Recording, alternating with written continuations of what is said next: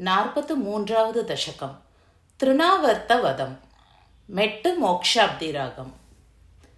த்வாமே கதா குருமருத்புரநாதவோடும் காடாதிரூடகரிமானமபாரயந்தி மாதா நிதாய शयने किमिदं बतेति ध्यायन्त्यचेष्टत गृहेषु निविष्टशङ्का तावद्विदूरमुपकर्णितघोरघोष व्याजृम्बिपांसुपटली परिपूरिताशः वात्या वपुस्स किल दैत्यवरतृणावर्ताख्यो जहार जनमानसहारिणं त्वाम् उद्दामपांसुतिमिराहत दृष्टिपाते द्रष्टुं किमप्यकुशले पशुपाललोके हा बालकस्य किमिति त्वदुपान्तमाप्ता माता भवन्तमविलोक्य भृशं रुरोद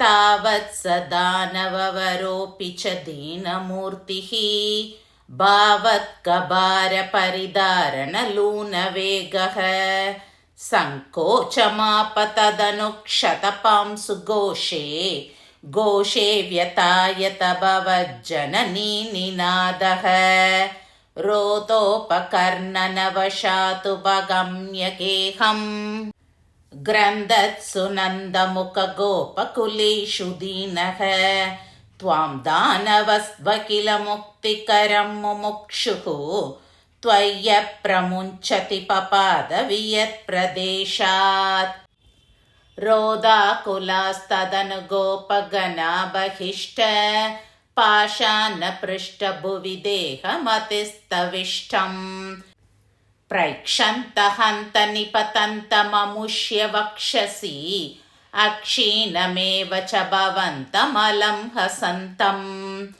ग्रावप्रपातपरिपिष्टगरिष्ठदेह प्रष्टासुतुष्टदनुजोपरि दृष्टहासम् आज्ञानमम्बुजकरेण भवन्तमेत्य गोपातदुर्गिरिवरादिव नीलरत्नम् एकैकमाशु परिगृह्य निकामनन्दन् नन्दादिगोपपरिरब्धविचुम्बिताङ्गम् आदातु कामपरिशङ्कितगोपनारी हस्ताम्बुजप्रपतितं प्रणुमो भवन्तम् भूयोऽपि किन्नु कृणुमप्रणतार्तिहारी गोविन्द एव परिपालयतात्सुतं नः इत्यादि मातरपितृप्रमुखैस्तदानीं सम्प्रार्थितस्त्वतवनाय विभो त्वमेव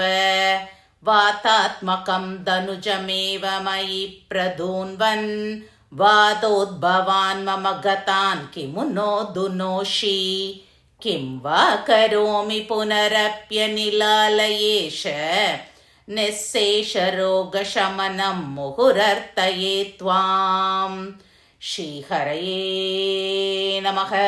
सर्वत्र गोविन्दनाम संकीर्तनं गोविन्द गोविन्द।